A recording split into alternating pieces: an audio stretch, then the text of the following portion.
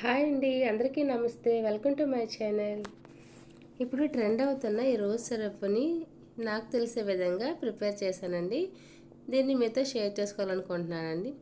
దానికోసం అయితే ముందుగా ఈ గులాబీ పువ్వుల్ని కోసుకున్నాను. ఇది మా అమ్మ వాళ్ళ ఇంట్లో చెట్టు అండి, చాలా పెద్ద చెట్టు. రోజుకు చాలా ఒక 20 వరకు 30-20 వరకు పోస్తుంది. వీటిని కలెక్ట్ చేసుకున్నాను. దీనిని ఇలా రెక్కల్ని విడదీశాక వాటర్లో వేసి బాగా వాష్ చేసుకొని ఎండ వచ్చే ప్లేస్లో ఇలా ఆరబెట్టుకోవాలి. 1 అవర్ 2 అవర్ ఉంటే సరిపోతుందండి. వీటన్నింటినీ వేరొక బౌల్లో ట్రాన్స్ఫర్ చేసుకోవాలి. ఇప్పుడు స్టవ్ ఆన్ చేసుకొని బౌల్ పెట్టి దీంట్లోకి 1 కప్పు వరకు వాటర్ వేసి 1 కప్పు ఈ రోజ్ ఫ్లవర్ లీవ్స్ని వేసుకోవాలి.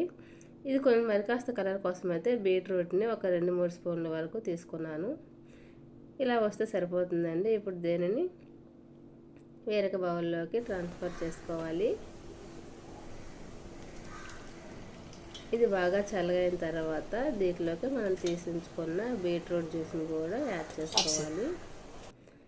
ఇప్పుడు స్టవ్ ఆన్ చేసుకొని అదే బౌల్లోని 1 కప్పు వరకు వాటర్ తీసుకొని 1 కప్పు పంచదార తీసుకోవాలి. ఈ పంచదార అంతా కరిగిపోయాక ఒక 2 మినిట్స్ వరకు ఇలా బాయిల్ అయ్యాక మనం ముందుగా ప్రిపేర్ చేసి పెట్టుకున్న ఈ లిక్విడ్ని దీంట్లో యాడ్ చేసుకోవాలి. దీంట్లోకి ఒక హాఫ్ చెక్క నిమ్మకాయ జ్యూస్ని కూడా యాడ్ చేసుకోవాలి.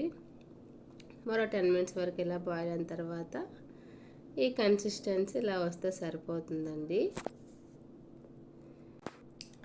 మీరు ఒకసారి ఈ విధంగా ట్రై చేయండి.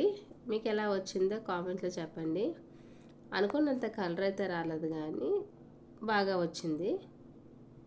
మీకు ఈ వీడియో నచ్చినట్లయితే లైక్ చేయండి, షేర్ చేయండి. Thanks for watching. Please subscribe my channel.